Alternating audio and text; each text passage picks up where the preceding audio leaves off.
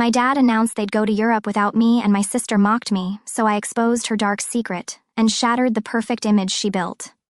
It was my sister Ashley's 23rd birthday dinner, and by this time I had lost count of how many drinks had been passed around. My dad was 5 drinks in when he suddenly tapped his glass with a fork and stood up, as if he were about to make a grand toast. He looked around with a grin on his face and said, "We decided to go to Europe without you, Kevin." I blinked. Without me? I waited for the punchline, but Ashley cut in before I could say anything. "Good," she said, smiling as if she had just told the joke of the century. Everyone at the table laughed, but it was one of those awkward, half-hearted laughs where people aren't sure if it's okay to laugh. I wasn't even angry. Honestly, it was just another reminder that I was always the odd one out. It wasn't the first time this had happened. My parents had taken 4 big trips in the past few years, and I had never been invited. I always made excuses, work, schedule, whatever. But this time, I wasn't in the mood to pretend, so I laughed too, which caught everyone off guard. I leaned back in my chair and asked, "What money do you plan to use for this trip?" Mom and Dad exchanged confused looks. "What do you mean?" Dad asked, the grin fading from his face. I chuckled again and shook my head.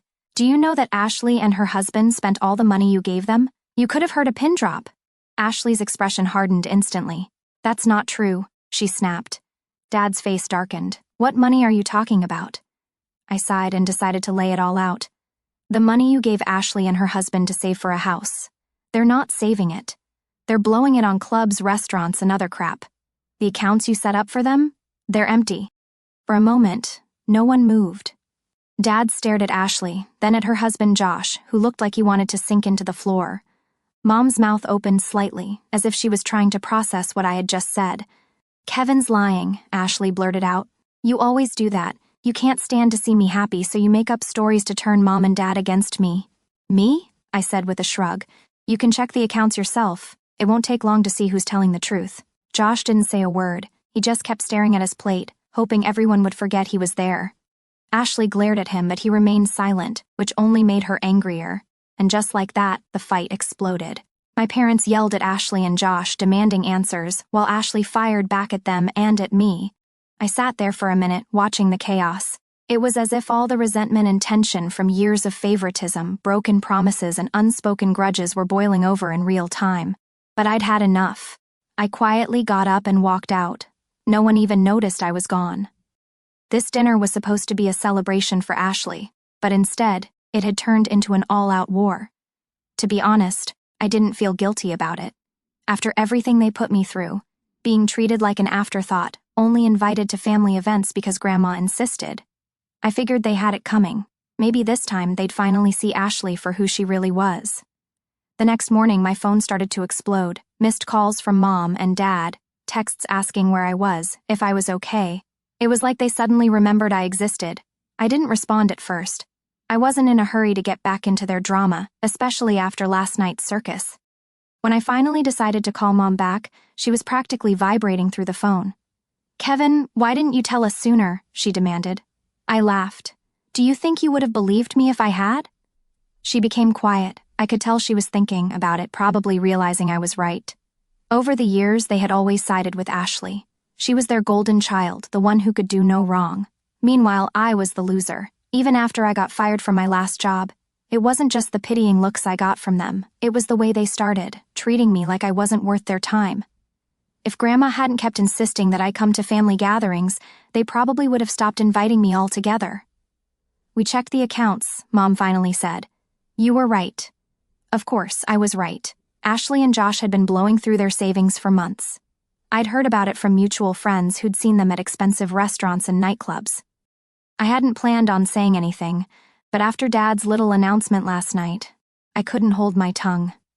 It wasn't just about the trip. It was about years of feeling like I was on the outside looking in. "What's going to happen now?" I asked, more out of curiosity than concern.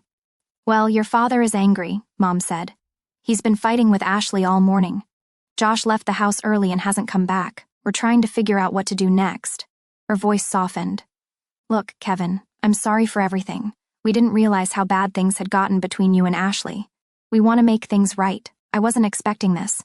I didn't know how to respond, so I kept it simple." "Okay." After we hung up, I sat there for a while, letting it sink in. I wasn't sure if I could trust this sudden change in attitude. Part of me wondered if it was just embarrassment, angry at Ashley, sure, but probably ashamed of how blind they'd been. Still, a small part of me felt relieved, like maybe things could finally change. Later that afternoon, Dad called. He didn't say much at first, just grumbling about how disappointed he was in Ashley and how Josh was a freeloader. But then he surprised me. "Listen, your mom and I have been talking. We want to make it up to you. How about you come on a trip with us?" "Just us, no Ashley." I had to stop myself from laughing. "You're serious?" "Yeah," he said. "We were thinking of taking a road trip up the coast, something simple, just to spend some time together. We owe you that much." This was definitely new. A year ago, the idea of my parents inviting me on a trip, just me, would have been unthinkable. And here they were, trying to make things right. It felt strange but also somehow satisfying, like all those years of being overlooked were finally paying off. "I'll think about it," I said, trying to sound casual. "Good," Dad replied. "Let us know." I knew this was far from over. Ashley wouldn't go down without a fight, and I doubted Josh would stick around much longer, especially now that my parents were turning against her. But for the first time in a long time, I felt like I had the upper hand. It wasn't about revenge. Okay, maybe a little bit. But it was more about finally getting some recognition. They couldn't ignore me anymore. The next day, I got another call, but this time it was from Ashley. I almost didn't answer, but curiosity got the better of me. I figured she would either apologize or yell at me. It was always one or the other with her. "You really think you're hot now, don't you?" she hissed the second I answered. I sighed. "What do you want, Ashley? You had no right to bring that up in front of everyone," she said. "You ruined everything. Josh is pissed, my husband might leave, and Mom and Dad won't stop interrogating me, all because you couldn't keep your mouth shut." "Maybe you should have thought about that before you spent all their money," I shot back. "This isn't my fault, Ash. You did this to yourself." "You think you're better than me?" she said. "You've been unemployed for months. You're basically living off Grandma's charity. The only reason they invited you to dinner was because she begged them to." That stung, but I wasn't going to let her see it. "Funny how you're the one who's broke now, not me," I said. "Good luck explaining that to Mom and Dad." She let out a frustrated growl and hung up. Typical Ashley, always trying to shift the blame to someone else when things didn't go her way. I figured that was the last I'd hear from her for a while, but I was wrong. Later that day, Mom called me again. "Kevin, can you come over? Things are escalating." "Escalating how?" I asked. Josh packed up his stuff and left. "Ashley is in a bad place right now. She's saying some disturbing things." I hesitated. Part of me wanted to stay out of it, but I couldn't help but feel a little guilty. I didn't want anything bad to happen to her, no matter how much we clashed. "I'll be there soon," I said. When I arrived at my parents' house, the atmosphere was tense. Ashley was in the living room, pacing and ranting about how everyone was against her. Mom and Dad were sitting on the couch, looking exhausted. Josh was nowhere to be seen. "Are you happy now?" Ashley spat as soon as she saw me. "Josh left because of you. Josh left because he doesn't want to face Mom and Dad," I replied. "Don't put that on me. You don't understand anything," she snapped. "You think I'm just some spoiled brat, but I've been under so much pressure. Josh has been unemployed for almost a year. We didn't want to tell anyone because we knew you'd judge us." That took me by surprise. I had no idea Josh was unemployed. "So why didn't you ask for help instead of spending all that money?" I asked. "We thought we could handle it ourselves," she said. "We thought things would turn around, but everything went downhill, and now I'm the bad guy." It was the most honest thing I'd heard her say in years. For a moment, I almost felt sorry for her. But then she added, "And of course, you couldn't wait to kick me when I was down. That's not what this was about," I said, shaking my head. "I just wanted Mom and Dad to see the truth." "Yeah, well, congratulations. Mission accomplished." Before I could answer, Dad stood up and said, "Enough. We've all made mistakes here, but this fighting is not helping anyone. Ashley, you have to take responsibility for your actions. And Kevin, you're not off the hook either. We should have been there for you when you lost your job. We're a family, and we need to start acting like it." It was a rare moment of clarity from Dad. He was usually the last person to admit a mistake, but I wasn't sure how much of this family unity speech I believed. Too much damage had been done over the years. Still, it was a start. After a tense silence, Ashley finally muttered, "Whatever," and stormed off to her old bedroom. I stayed a little longer and talked to Mom and Dad about everything that had happened.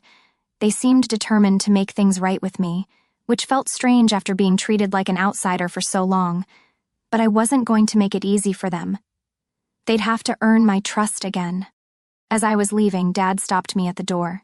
"Hey, about that trip?" We've been looking at some places. We'd really like you to come with us. I hesitated for a moment, then nodded. I'll think about it. When I got home, I found a text message from Grandma. Proud of you, Kevin. You deserve better. It hit me harder than I expected. She was the only one who'd always been in my corner. And now, for the first time, it felt like my parents were finally coming around. But I knew it wasn't over. There were still a lot of cracks in our family that needed to be mended. And Ashley? I had a feeling her problems were just beginning. I didn't expect to hear from Grandma so soon after everything that had happened, but she called me early the next morning. Her voice was calm, but there was a sharpness to her tone that I hadn't heard in a long time. Kevin, I thought you should know what happened with your sister, she began. I sat up, already feeling a sense of dread. What did she do this time? Grandma sighed. She came over late last night. She was drunk and angry at me for always supporting you.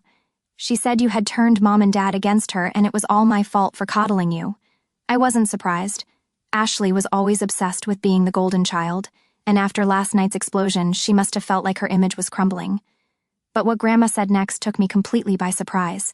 She tried to threaten me, Kevin. Can you believe that? Wait, what do you mean threaten? I asked. She said if I didn't make things right, she'd tell everyone I was losing it and try to get control of my finances. She said she would convince your parents that I was no longer fit to live alone. I was stunned. She said that? She did, Grandma's voice hardened, but she didn't expect me to fight back. I told her that I would not be blackmailed by my own granddaughter. I warned her that I would call the police if she didn't leave. Did she leave? I asked, feeling a knot of fear form in my chest. Not at first, Grandma said. She tried to bluff me, said I wouldn't dare. But you know me, Kevin. I don't play games. I called the cops right in front of her. That finally scared her off. She ran out like a coward. I couldn't believe what I was hearing. Ashley had always been manipulative, but this was a new, low, threatening Grandma just to get back at me. That was beyond anything I'd ever imagined. Why would she go that far? I asked, shaking my head. Simple, Grandma said. She's desperate. You exposed her lies. For years your parents believed she was the perfect daughter. Now that image is shattered, and she blames you for ruining it. She's lashing out because she's afraid of losing control. I didn't know what to say. Part of me was angry, but another part just felt sad. Ashley had always been competitive with me, always needed to be the center of attention. But this was the first time I realized how fragile her world really was. I'm sorry, Grandma, I said quietly. Don't be, she replied. This isn't your fault. Ashley made her choices, but you have to be careful. I don't think she's done trying to cause trouble. Yeah, I muttered. I thought so. Grandma paused for a moment, then added, You're not alone in this, Kevin. Your parents are starting to see the truth, and I'll always have your back. Don't let her get to you. I won't, I promised. After we hung up, I sat there for a long time, thinking about everything that had happened. Ashley was spiraling, and it was only a matter of time before she tried something else. But this time, I wasn't going to let her take me down with her. After the incident at Grandma's, word spread fast. I didn't need to tell Mom and Dad anything. Grandma had already filled them in. And that was the final straw. My parents cut Ashley off completely. No more money, no more support. They stopped taking her calls, blocked her on everything, and made it clear that until she took responsibility for her actions, she wasn't welcome in their lives. It was surreal to see the same parents who had defended her at every turn for years were now done with her. Ashley didn't handle it well. She tried everything. Angry texts, guilt trips, even showing up at Dad's office. Nothing worked. Slowly, she faded out of our lives. I didn't hear much about her for weeks. Josh, meanwhile, officially moved out and filed for divorce. He wasn't a great guy, but I guess even he had reached his limit with her. I figured Ashley was probably couch surfing somewhere, biding her time until she found a way to claw her way back then. About 2 months later, she showed up at my parents' house out of the blue. I wasn't there, but Mom filled me in on what happened. She just appeared on our doorstep, Mom said over the phone. She looked awful, like she hadn't slept or eaten properly in weeks. What did she want? I asked, though I could already guess. She said she had nowhere else to go, Mom said. She begged us to let her stay just for a while. Said she was ready to start over and fix things. And we told her no. I was honestly shocked. You really turned her away? Yes, Mom admitted. Your father and I agreed we couldn't enable her anymore. We told her she needed to take accountability for everything she'd done, to us and to you. And until she did that, she couldn't stay here. How did she take it? I asked. Not well, Mom said. She got angry, accused us of abandoning her, said we were brainwashed by you and Grandma, but we stood our ground. Eventually, she left. I let out a breath I hadn't realized I was holding. For once, my parents had put their foot down. It was weird. Part of me felt bad for Ashley. She was my sister after all. But another part of me felt vindicated.